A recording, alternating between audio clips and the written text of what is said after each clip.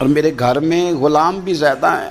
حالانکہ صحابہ کہتے ہیں کہ کچھ ایسا نہیں تھا، لیکن چند چیزیں جو موجود تھی ان پر بھی روتے تھے اور فرماتے تھے، نبی پاک صلی اللہ علیہ وسلم نے فرمایا تھا قیامت کے دن میرے زیادہ قریب وہ شخص ہوگا کہ جس طرح میں چھوڑ کے جا رہا ہوں قیامت میں مجھے اسی طرح ملے۔ فرمانے لگے میں اس طرح نہیں رہ سکا، سوچتا ہوں نبی پاک کو کیا منہ دکھاؤں گا، کیا منہ دکھاؤں گا کریم کو۔ رو رہے ہیں گھر میں بیٹھ کے، رو رہے ہیں۔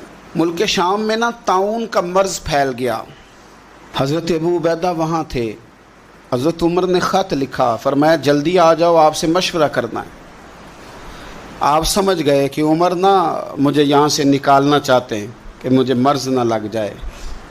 جواب لکھا، کہنے لگے مجھے پتہ ہے جو مشورہ آپ نے کرنا ہے، میں مسلمانوں کو اکیلا چھوڑ کے نہیں آ سکتا، میں لشکر کا سپہ سالار ہوں، کیسے آ جاؤں، میں یہی رہوں